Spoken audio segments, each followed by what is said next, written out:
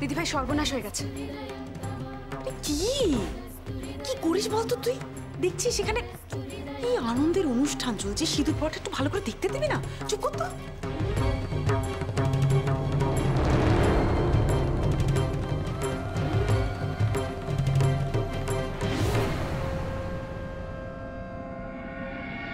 সত্যি সর্বনাশ হয়ে গেছে। দেখো কে এসছে। আরে বাবা কে?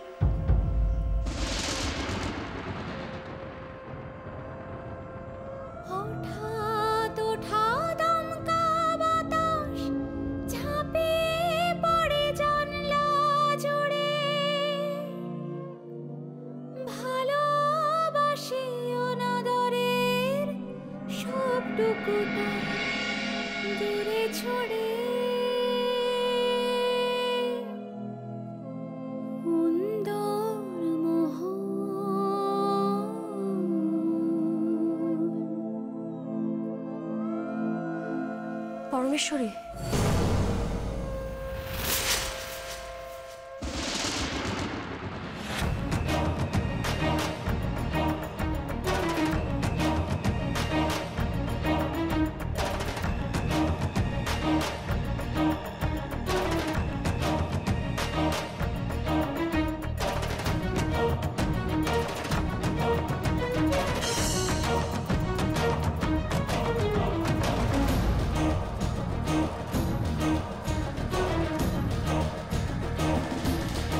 দেখেছিস তো, বারবার দিদিকে বলেছিলাম অনন্যার সাথে খেজুর না করতে। এটাই ওর প্ল্যান ছিল, বিয়েটা এসে ভেঙে দেওয়ার। কিন্তু সিঁদুর পরানো তো হয়ে গেছে, এখন বিয়েটা ভাঙবে কি করে?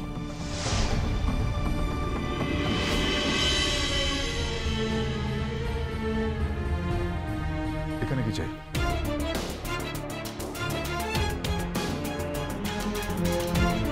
আমি ফোন করেছিলাম তোমাদের বাড়িতে, জানতে পারলাম জুজু এখানে, তাই আসতে হলো। আমি ফ্লাইটের টিকিট করে নিয়েছিলাম আজকেরই।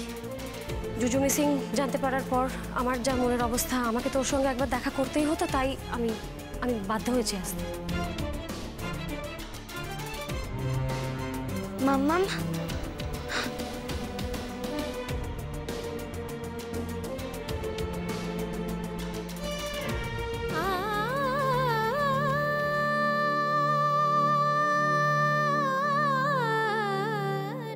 জুজু মিসিং হওয়ার খবরটা তোমাকে কে দিল?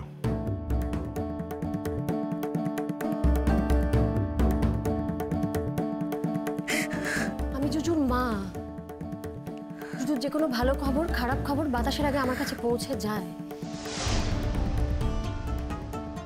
অভিমন্যু, ও তোমার সম্মানহানি করতে এসছে। এখনই লোক দিয়ে ওকে ঘাড় ধরে এখান থেকে বার করে দাও। Just get lost. এখান থেকে তুমি চলে যাও না। অভিমন্যু, আমি এখানে থাকতে আসিনি, আর আজকের এই বিশেষ দিনে আমি তোমাদের বিরক্ত করতেও আসিনি। শুধু যার জন্য তোমরা বিরক্ত হচ্ছ তাকে আমার সঙ্গে নিয়ে যেতে এসেছি। আজকের রাতটা কিন্তু আমি জুজুকে ছেড়ে থাকবো না। আমি জুজুকে আমার সঙ্গে আজকে নিয়ে যাবই। না,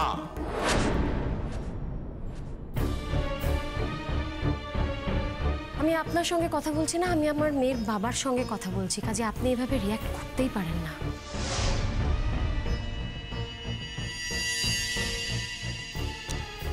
এই অভিমন্যু, আমি একটা কথা বলি, আজকের রাতটা মেয়েটাকে ওর কাছে থাকতে দে প্লিজ। এই অন্তত আজকের এই জেদটা, এই গোটা বাদ দে। মেয়েটা ভীষণ কষ্ট পাচ্ছে, এখানে বসে বসে আমার পাশে বসে কাঁদছিল। মেয়েটা এতটা কষ্ট তো ডিজার্ভ করে না, তাই না? না, বলছিলাম যে এখন একবার গেলে কাল যদি ও ফিরতে না চায়। আপনি একদম চিন্তা করবেন না, ওকে এই বাড়িতে ফিরিয়ে দেওয়ার দায়িত্ব কিন্তু আমার। আমি নিজে এসে ওকে এখানে রেখে যাব কালই। আমরা তো সেটাই চাইছি না।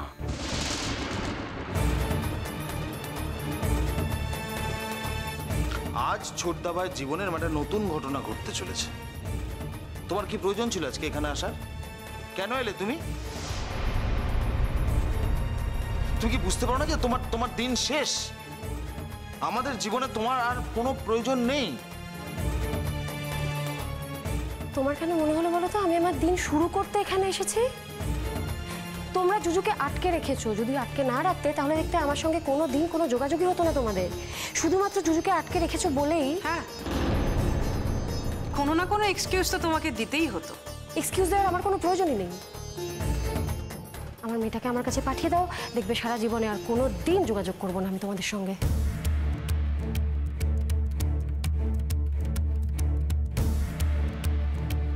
তার থেকে বলো না আকাশে চাঁদ আছে, পেরে দাও। জুজু আমার কাছে আকাশের চাঁদের থেকে কিচ্ছু কম নয়, বরং বেশি। সেজন্যই আমি আজকে এখানে এসেছি। জুজুকে আমি আজকে এখান থেকে নিয়ে যাবই। আর অভিমন্যু, তুমি যদি কোনো রকম বাদ সাজো তাহলে কিন্তু তোমার আজকের দিনটা মাটি হয়ে যাবে, কারণ আমি আজকে খালি হাতে এখান থেকে ফিরে যাব না।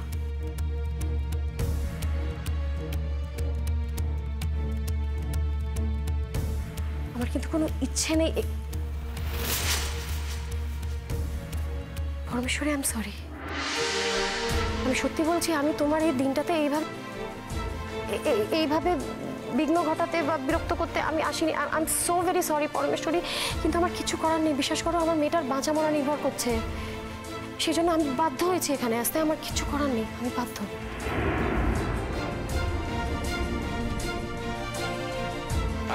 মা হয়ে চুপ থাকতে পারেনি, বাধ্য হয়েছি আসতে। মাতৃত্ব দেখাচ্ছে। একদিন কোথায় ছিল তোমার মাতৃত্ব?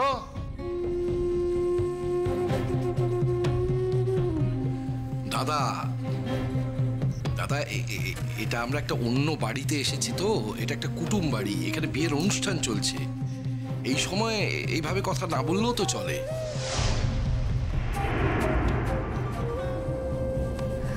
অভিমন্যু, তোমার একটা উত্তরের ওপর এখন আমার অনেক কিছু নির্ভর করছে।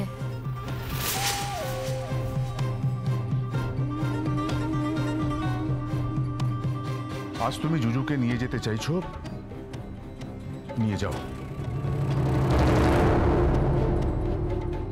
কিন্তু এটাই যেন শেষ দিন হয় অনন্যা। আর কালকের মধ্যে জুজুকে ফেরত দেওয়া চাই, এটা মনে রেখো।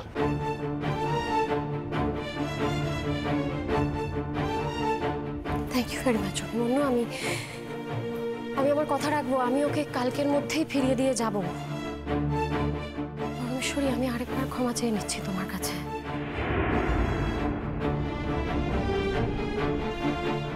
আর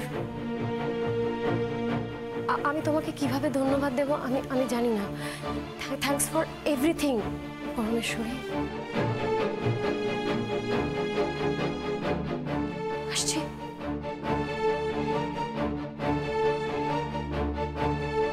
আজ বাড়িতে একটা অনুষ্ঠান, না খেয়ে তো তোমার যাওয়া হতেই পারে না। সিদ্ধার্থদা, সোমনাথদা, একটু দেখো না।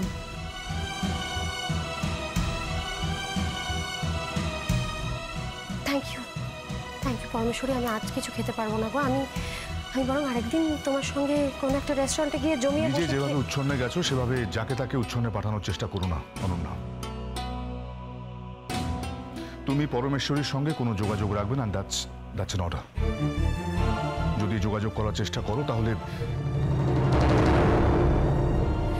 তুমি কখনোই জুজুকে আমার কাছে দেবে না। হ্যাঁ আমি জানি অভিমন্যু তুমি এটা করতেই পারো, আইনত করতে পারো না, কিন্তু অসভ্যতার তো কোনো আইন হয় না। এনিওয়ে আমি একটু ভেবে দেখি পরমেশ্বরীর মতন একটা ভালো মেয়ের সঙ্গে আমি যোগাযোগটা পুরোপুরি স্যাক্রিফাইস করতে পারবো কিনা আমাকে একটু ভেবে দেখতে হবে। আপনি ভালো না খারাপ সেটা ও জানলো কি করে?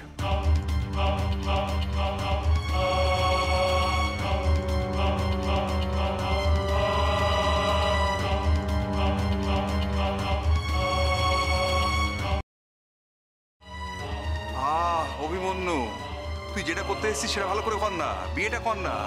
এখনো কত রিচুয়াল বাকি আছে, এসব কথা তো পরে বলা যেতে পারে। ইটস ওকে, ঠিক আছে, তাই হোক।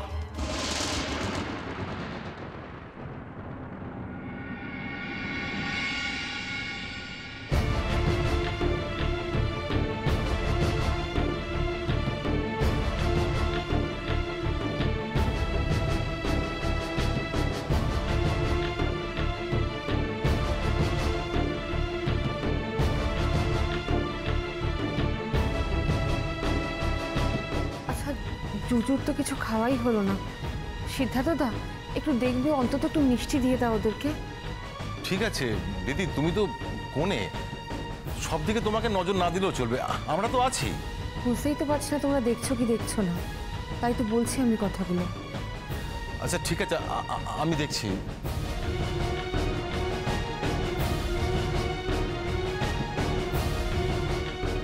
অনন্যা, এক মিনিট, বলছি যে দিদি এটা পাঠালো, আসলে আজকের দিনে কিছু মুখে না দিয়ে চলে যাবেন না, এটা তো আমি নিতে পারবো না। আমি বরং পরমেশ্বরীকে ফোন করে বুঝিয়ে বলবো, ও নিশ্চয়ই বুঝতে পারবে। এটা আপনি প্লিজ ফিরিয়ে নিন। ঠিক আছে, কিন্তু জুজু ও তো আমার বাড়িতেই যাচ্ছে, ওর ফেভারিট খাবার দাবার সব রেডি করা আছে, মেয়েটাকে তো চাঙ্গা করতে হবে। আমি আশা করি আপনারা আমাকে ভুল বুঝছেন না। আই এম সো সরি, আমি নিতে পারছি না। না না ঠিক আছে, আসি তা। হ্যাঁ হ্যাঁ, নমস্কার।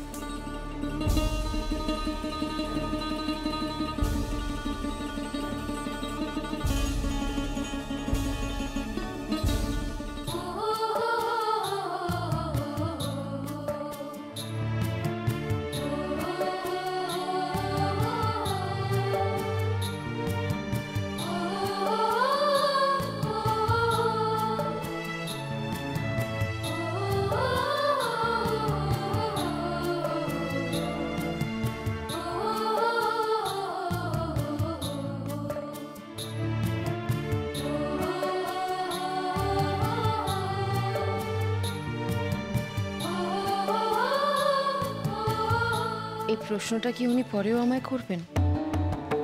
অনন্যা আমার নাম জানলো কি করে? আর তখন যদি আমি সত্যি কথা বলি, উনি কি খুব বেশি রেগে যাবেন?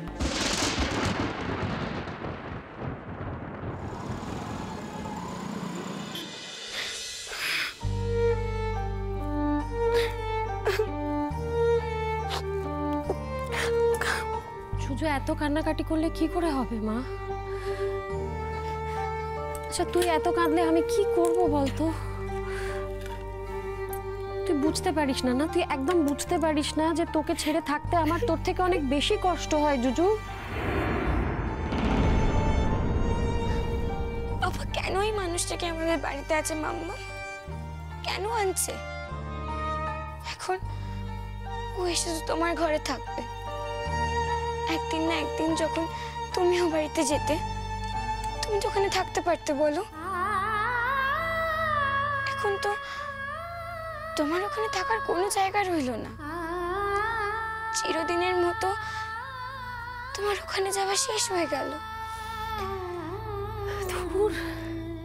ওই বাড়িতে আমার আর এমনি কখনো যাওয়া হবে না। আর ওই ঘরটাতে তো আমি আর কখনোই যাব না জুজু। কেন যাব?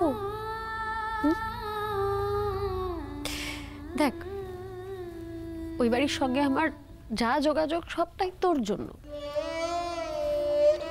তুই যখন আমার কাছে চলে আসবি তখন তো আমার আর ওই বাড়িতে যাওয়ার দরকার হবে না। যাবো না। যতদিন না তুই আমার কাছে আসছিস সে কটা দিন এই যুদ্ধটা চলবে, আর যতদিন এই যুদ্ধটা চলবে ততদিন কিন্তু তোকে কোঅপারেট করতে হবে জুজু। তুই যদি ওদের সাথে নন কোঅপারেশন করিস, ওদের কথা না শুনিস, ওদেরকে বিরক্ত করিস, আমার কাছে পালিয়ে পালিয়ে আসিস, তাহলে কিন্তু ওরা আরো বেশি প্রবলেম করবে, আরো বেশি তোকে আটকে দেবে আমার সঙ্গে দেখা করা থেকে। এটা তোকে বুঝতে হবে জুজু। আমি সহ্য করতে পারছিলাম না মাম্মা।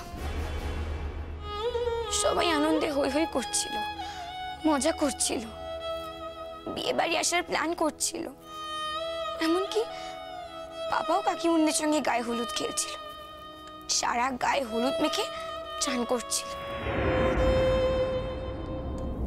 কেউ তোমার কথা বলছিল না। আমার খুব কষ্ট হচ্ছিল মাম্মা।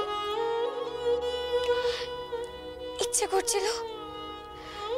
করছিল তোমার কাছে ছুটে আসি, কিন্তু তখন তো জানতাম না যে তুমি কলকাতায় নেই।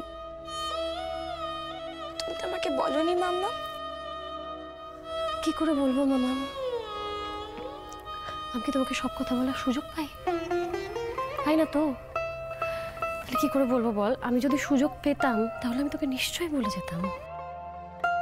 তবে জুজু, একটা কথা আমি তোকে আগে বলেছি, এখনো বলছি, ওই আন্টিটা কিন্তু সত্যি খুব ভালো। কোন আন্টি? তোমার নতুন মা জুজু।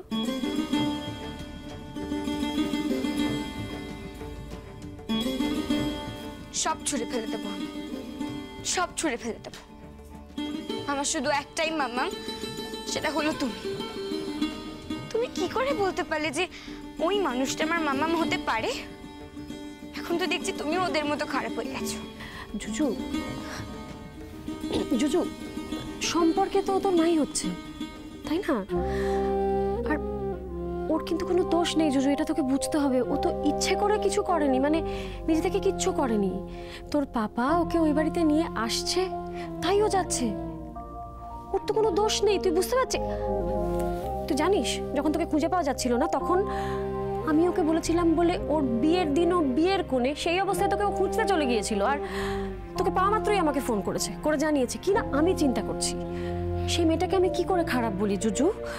আর কেউ হলে এতটা ভাবতো? আমি জানি না, ও খুব পচা, ও খুব খারাপ। তুমি বলো, ও যদি ভালো হতো তাহলে কেন আসছে আমাদের বাড়িতে? ও কি জানে না আমার মাম্মা আছে? ও কি জানে না ওটা আমার মাম্মামের ঘর? আজকে ও আসছে বলে ঘর সাজানো হচ্ছে। তুমি দেখে নিও মাম্মা, আমি ওকে কিছুতেই ওর ঘরে ঢুকতে দেবো না জুজু, কিছুতেই দেবো না। জুজু, জুজু, আমি বারবার তোকে বোঝানোর চেষ্টা করছি যে মেয়েটা খারাপ নয়, মেয়েটা ভালো। তা সত্ত্বেও তুই যদি একটা মেয়ে যার কোনো দোষ নেই তার সাথে এইভাবে তুমি ক্রমাগত ওকে অপ্রস্তুতে ফেলো, তুমি ওর সাথে অসভ্যতা করো, তাহলে আমি তাহলে তোর সাথে দেখা করবো না। আর কি করবো বল? বাহ,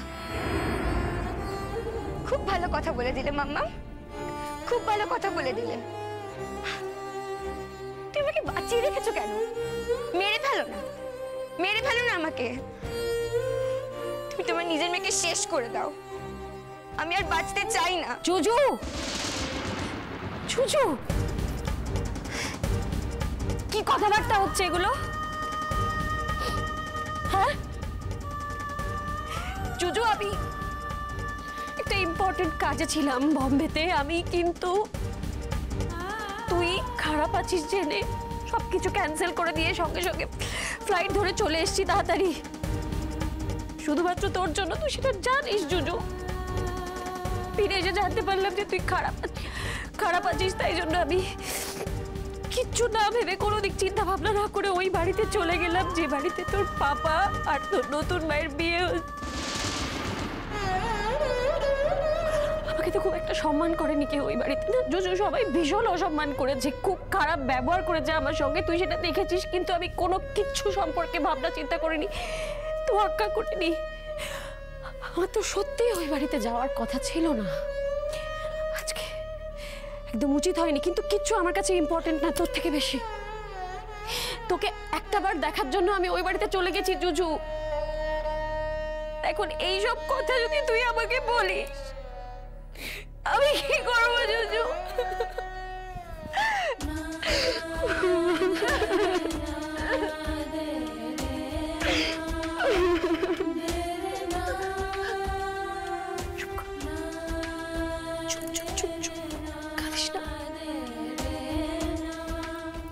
কাঁদিস না মা।